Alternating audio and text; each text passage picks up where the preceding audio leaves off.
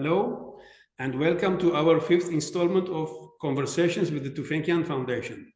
I'm Bedor Demirjan, the Communications Director of the Foundation. Today, I have the pleasure of hosting Mr. Alexander Chmelev, Trustee on the Board of Trustees. Hello, Mr. Chmelev. Ado, hello. How are you doing today? Good to see you. Very good to see you as well. Mr. Chmelev is a tax lawyer. He has an extensive work experience in Russia and the former Soviet countries. He has traveled quite a lot in the region, and he recently was in Armenia. Mr. Chmelev, would you please share with us your experience working for almost 30 years in this region, in Russia and the former Soviet Union countries? Well, basically, I started out my professional career as a tax lawyer in New York back in 1986. In 1994, after the Soviet Union had collapsed, I ended up having an opportunity to join Baker McKenzie in their Moscow office.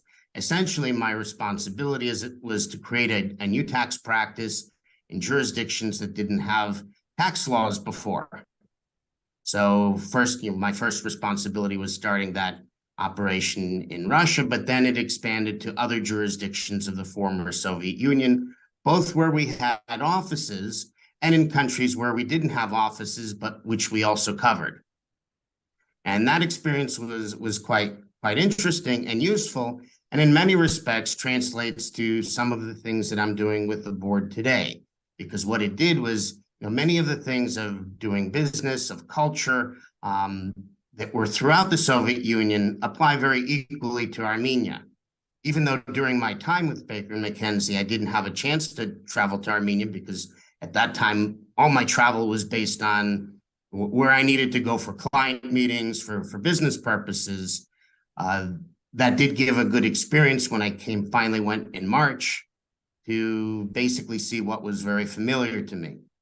Also, because I'm bilingual in both English and Russian, it was very easy for me to get around in Armenia using the Russian language. Although many people speak English, there are many more people who speak Russian much better than they speak English. Unfortunately, I don't speak any Armenian, but it's on my list of things to learn. So I need to learn Russian as well. So we can help each other. I can teach you Armenian, help me Russian. Well, speaking of Armenian, Mr. Chmelev, your surname, it doesn't end in Yan, I-A-N or Y-A-N. It's interesting to know of your Armenian background, and if you would like to share it with us. And how did you get involved with the Tufenkian Foundation? Well, actually, I do have Armenian heritage. I'm half Armenian. My last name comes from my Russian grandfather. But, I grew up in a very mixed culture, a multi-ethnic culture, but a very important part of that was my Armenian heritage. I was very close to my Armenian grandfather, my Armenian uncle. My uncle, was a big lover of Armenian history, so that was something that I learned spending time and sitting with my uncle. And so sometimes, many people look at Armenian, identify Armenianness with just the Armenian name, but you sometimes in the United States can find somebody who has an Armenian name and you discover that it's, one ancestor many generations removed with no cultural connection. But there are quite a lot of people who are like me, who come from a mixed background, but really do feel very strongly about their Armenian heritage. And that's what I'm trying to bring through today. Now my Armenian background is also a little bit unique in comparison to most people in the United States and in the Middle East who are from the Armenian diaspora, in that my family had come up through Russia, but many centuries ago, originally through Crimea, then through what was the Polish kingdom, through the city of Lvov, then to Bessarabia, then to places like Odessa and Nikolaev, and then ultimately we ended up in the United States. So there's a very different diaspora background, but it is an important part of the Armenian background as well. because Armenians did very well in their period in Russia, in their period in the Polish kingdom. And indeed, today you can find churches, old churches still standing in Crimea. You can still find the old Armenian cathedral that's standing in Lvov. I can see in your background the map.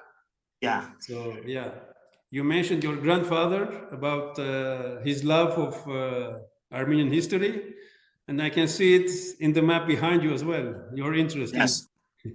Yes. Yeah. So speaking of maps and your trips to Armenia, you were in Armenia in March. It was your first visit, right?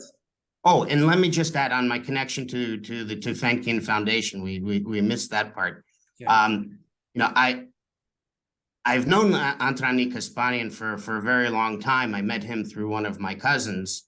And because he used to travel through Moscow very frequently in the past, he would stop by, we would meet together, we would have a cup of coffee together and talk about the things that the Tufenkian Foundation is doing. So this is how I became originally familiar with the Tufenkian Foundation. Several years ago, I also met James Tufenkian, and then ultimately they had asked me to join the Board of Trustees a couple of years ago. And as I was retiring, that was a very good opportunity, because then I could focus more on something new and that was very dear to my heart. You were in Armenia in March, your first visit. And I know that you were traveling quite a lot in the Syunik region. You went to the Syunik, you visited some in Chermuk as well.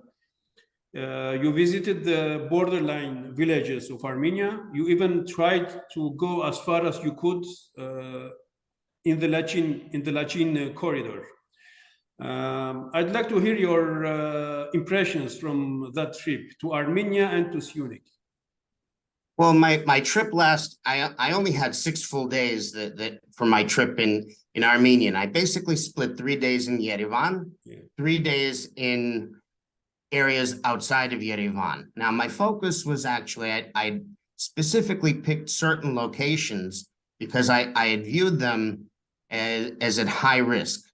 In part, these are locations that had been hit with drone and artillery attacks last September. So if we think Goris, Sotok, which is near Lake Savan, Chermuk, but also other areas, because you over the last several years after the Second Artsakh War, we constantly hear pronouncements from the Azerbaijani president, from the government, from the Turkish president.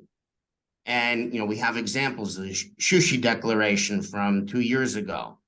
We have the comments about Lake Savan. We have the comments about what I'll call in quotes, West Azerbaijan. And it struck me that these are places that are at very high risk. So, the one thing is you have a trip, you go to Yerevan and you see a nice bustling city. You see a very cultured city, a city that's actually booming. Yeah.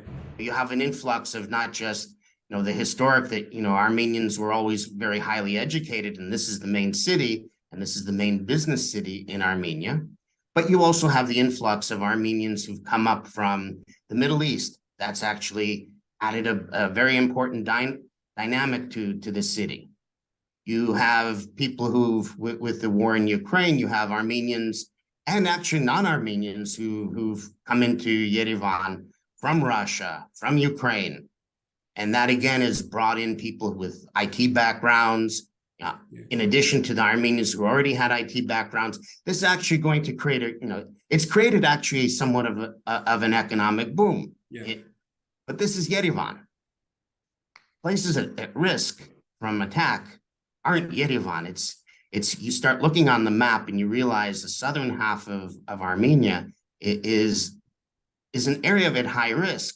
And when you look at the map, you realize that area is actually sandwiched between Azerbaijan, because there's, everybody forgets that there's Nakhichevan, that's Azerbaijani territory. That's on one side of Syunik. Yeah. And actually Vayetsor and Ararat province. And then you have the main part of Azerbaijan. But that leaves Armenia in a very, very difficult situation that puts it under significant risk of being attacked and actually being captured and conquered by the Azerbaijanis. So it was very important to start assessing what is going on in those areas and to take a view of those areas. Yeah, the situation is quite difficult. We here, the staff in Tufenkian Foundation, our director, Greg, myself, we visited Syunik as well. We were there almost 2 weeks ago. We were in Kapan, surrounding villages and the region of Kapan. We visited because 5 different villages. If I can add, when I took my drive down, it was very interesting to see what the situation was, what the different, what that road looked like and how close you are to the border. Yeah. Because I did stop at the monastery of Horvirap. So, again, I did stop at several monasteries as well. So I did my important stops, beyond just looking at the situation. And what was very astounding to me was you don't fully appreciate that the border with Turkey is right there. You go down the hill and you're in Turkey. Well, you have to go through a fence and through the border, which you can't cross, but it's right there. We then look at, I drove, as we drove further down, we passed through a small town called Yereskavan. Yeah. And you go down the road. This is the only road going south. Yeah. And you go down through that road, you turn left and you see a Russian block post. And what's beyond that Russian block post? Nakhichevan. And the roadway from Nakhichevan to Turkey. And again, you look at it and you realize this is a point where Armenia can simply get cut off in the south. Then I took the drive across to Goris. And from Goris, I wanted to approach as close as I could get to the Lachin corridor, but you have to understand that this is a military area. And once we drove a certain distance, we realized that, well, at a certain point, our explanation of why we're in here and why we're not spying is that, we're about to approach the Azerbaijani border. So that's as close as we got, but I could see where the Azerbaijani side was from up on the hill where we were. And you can appreciate that this is now a very high risk location of being attacked. And most recent events are telling us that, because the Azeris have put a block post in front of the Russian block post, approaching the Armenia proper border, and have fully now closed the Lachin corridor beyond the earlier closures that they had further up the Lachin corridor. And this is making it look much more threatening, because it is now a heightened military presence on a road that can very much easily bisect Armenia, but also create a great pathway for the Azeris and for the Turks to realize their dream of a road from Turkey to Azerbaijan through the Caspian to Central Asia. Did you encounter any EU monitors? Because we've been hearing quite a lot of them on the road to the south. So if you could. Well, I was aware of the monitors. I'd gone at that time before my trip, as I was embarking on my trip. I looked on the website for the EU monitors, and I was very interested to see, okay, supposedly they have a headquarters that's sitting in Yeknadzor. Yeah, yes. And there should be 50 people there. And there should be 50 more people who are driving around on the border area. And much to my surprise, I didn't see a single vehicle with EU monitors on the entire trip. I even had my driver take a side detour through Yeknadzor and see, maybe we'll see, because if there are 50 monitors sitting in this small town, it should be obvious. Their vehicles are white. They have blue plates. You can't miss them. Nothing. I saw no EU monitors. Now the reality is as I drove through, what did I see? I did see the Russian block post as I had mentioned already at Yereskavan. I saw a Russian helicopter airbase, very centrally located in the center of Sunik province in Sisian. You can see it from the highway. As I drove south, when I reached Kapan at the airport, I could see, there's a small airport. There's one airstrip. From the Azeri border, the only thing that's protecting that airport is actually a Russian block post. And then beyond that, you can see one hilltop with an Azeri flag, another hilltop with an Armenian flag. As I drove further down, because I kept on continuing, so I actually got not too far. I passed the village of Tsav, and was actually not. It wouldn't have taken us much longer to get to the Iranian border from where we were. And I could see different positions that had been set up, a small Russian base, different outposts that you could see in there, because this is actually the front line. Because from there, you can see where the Azerbaijani positions are. Now, as I looked across the road in one part, I could see roadways where the Azeris had moved down the hill, because the hill crests were the border, have moved down and have started to build roads. So you can see where they're getting prepared to move. Yeah. And what I saw there was a combination of Russian posts, Armenian posts, even one that looked like it was a joint post. When I was down in that area, I was very cautious, not because, I realized that, and I had a very sophisticated driver who had actually fought in the first Artsakh war, fought in that area, knew the area well, but we understood that we needed to be a little bit cautious because we're literally at the front line. Yeah. And having somebody who's, a foreigner, not speaking Armenian, we wanted to be very careful that we weren't looked upon with suspicion or created any sense of panic. Yeah. So we didn't approach anybody, but so that was something that I wasn't comfortable doing. But I think you had that experience, and you were in a better position because you were coming. I was coming just as, some American citizen who decided to take a drive through Armenia. And you came on behalf of the Tufenkian Foundation, Armenian speaking, and we're in a much better position to have a discussion with locals. But one comment I would make is I drove through that area, in addition to the various positions that I saw, block posts, bases that I saw from the Russian side, I actually did see not EU observers driving back and forth, but Russian border patrol driving back and forth, and multiple times. So they had amazingly good coverage. So, that was actually what really stuck in my mind on that part of the trip, especially in the area of Kapan down going further south. Yeah. Yeah, the villagers with whom we were speaking as well, they're a bit worried, of course. And they have this sense of uncertainty that what will happen.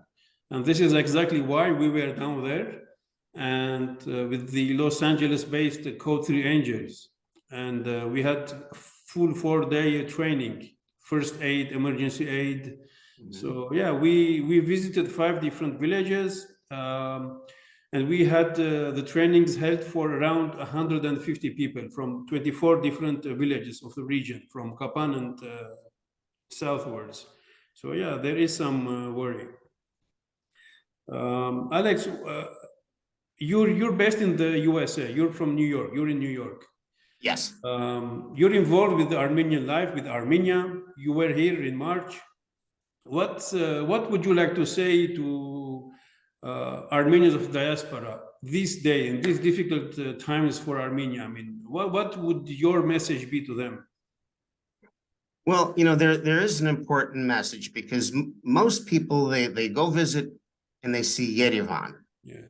And as I've already described Yerevan, everything is very nice there. Yeah. And in fact, my sense was from the population, people who live in Yerevan, they don't see actually what's going on at the front line. So if we're picking the Sunik province, and by the way, in Sunik province, you realize it's a very narrow corridor. I could see both borders at the same time when I was driving through the Sunik province, Azerbaijan on both sides.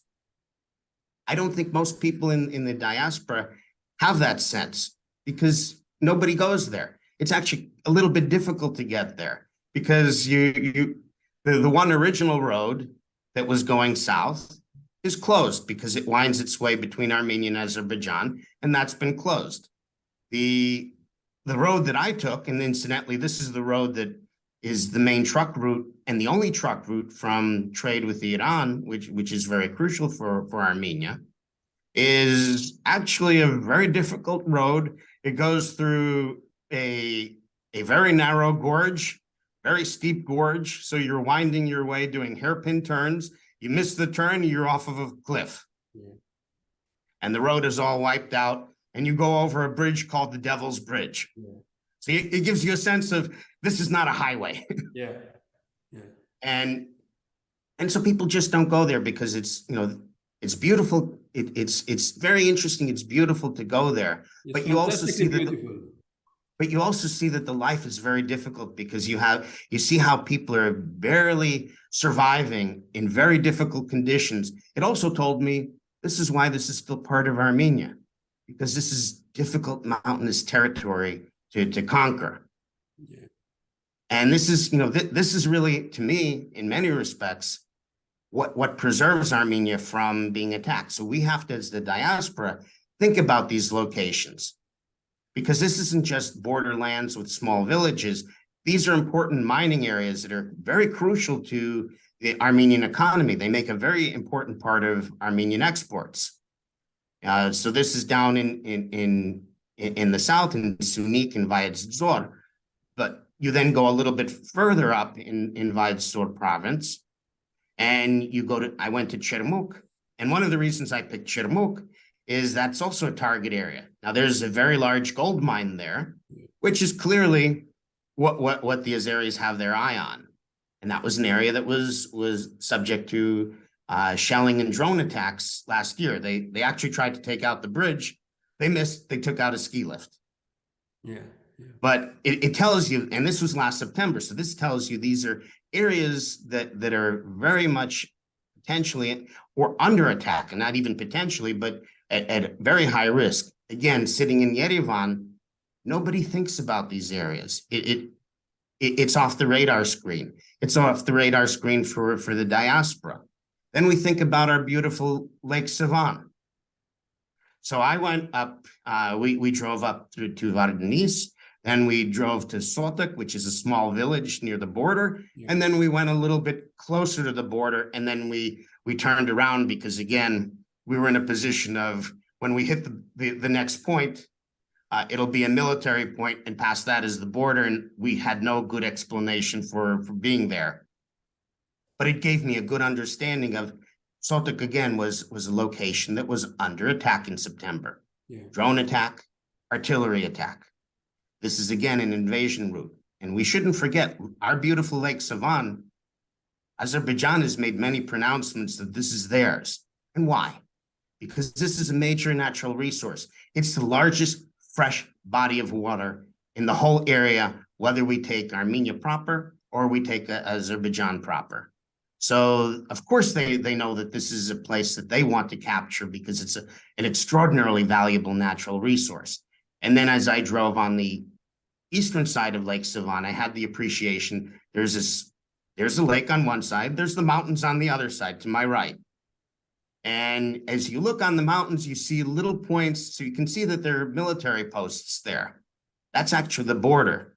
And depending on which piece of the mountain you've picked, some of them are controlled by Azeris, some are controlled by Armenians, but it's whoever scrambled to the top and took control at the time. And then you realize you're just driving on this very narrow strip. It's just a few kilometers, just a few miles wide. Very easy area for the Azeris to try to attack through Sotok and then go up and capture our beautiful lake. Again, and even as you're sitting there going across the lake, James has a hotel that's near there, and I'm realizing, oh my goodness, he's within artillery shell range of the Azeris. So this again is, tells us that there are many threats that are today being presented to Armenia, these are real threats. These aren't theoretical threats we see from where the Azeris picked the shelling last September. And I don't think many people fully appreciate that, both sitting in Yerevan and sitting in the diaspora. And that's why I took my trip, because I understanding Armenian geography, understanding the map, understanding the routes and there aren't that many routes that Azerbaijan and Turkey can use to create their connection between the two sides.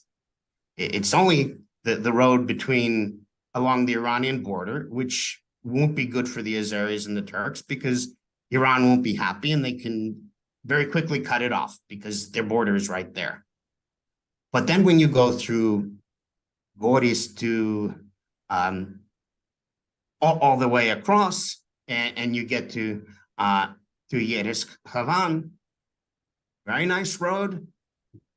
Oh, easy way to get across, and it brings you directly from the Lechin corridor that Azerbaijan is now effectively taking full control over. And you get to the other side of Azerbaijan in Nakhichevan, and you're right near the Turkish border.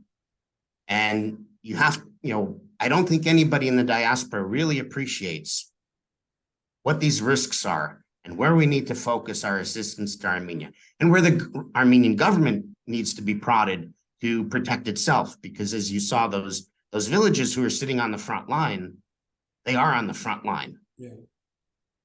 They're under threat. They will be shot at. They're at high risk. And we don't think about that very much in the diaspora. It's just off the radar screen. So more diasporans, more visits to Syunik, more visits to borderline villages to get to know the situation on the ground, and for their foundations and projects to at least empower and keep the people there and give them some hope that things will be at least be better. It is giving them hope. It's helping the people there, because the life there is extraordinarily difficult. These are people who are really scraping a subsistence life off of mountains. The soil is rocky. It's a very difficult soil in most of these areas. Yeah. It's getting out there, giving people encouragement, helping them out, but also getting the world to understand what's going on. Because a journalist comes to Yerevan, everything's nice. It feels very safe in Yerevan. Yeah. They need to go to the border. Maybe we need to start thinking about bringing in organizations from the diaspora to do what the EU monitors should be doing, so that we have people with foreign non-Armenian passports. We have people with French passports, US passports, other European passports, other country passports, to create something so that, that's not so easy for Azerbaijan simply to attack, because there's somebody else from other countries, even if they're ethnically Armenian, who are looking, who are observing. Because the EU observers, I don't think you saw them when you took your trip 2 months after or a month and a half after my trip. No, we didn't see any of them on our way. No. And that to me is highly unfortunate. Yeah. So when is your next trip to Armenia? Well, I definitely am going this year.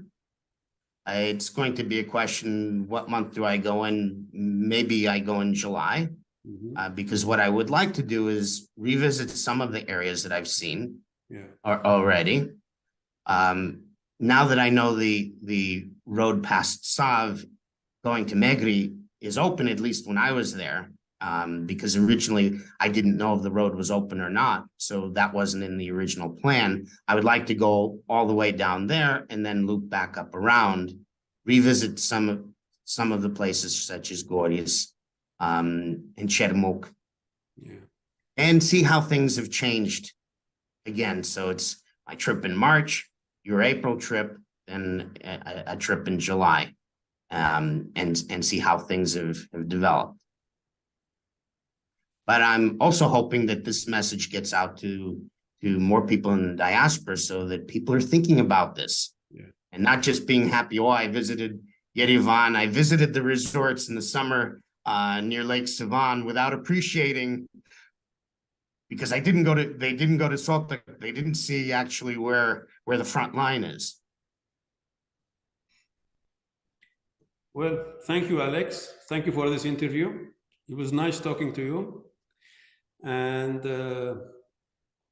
this was the 5th installment of our conversations with the Tufenkian Foundation. And my guest today was Alex Chmelev, trustee on the Board of Trustees of the Tufenkian Foundation. Thank you very much. Beto, thank you very much. And it was my pleasure to speak today.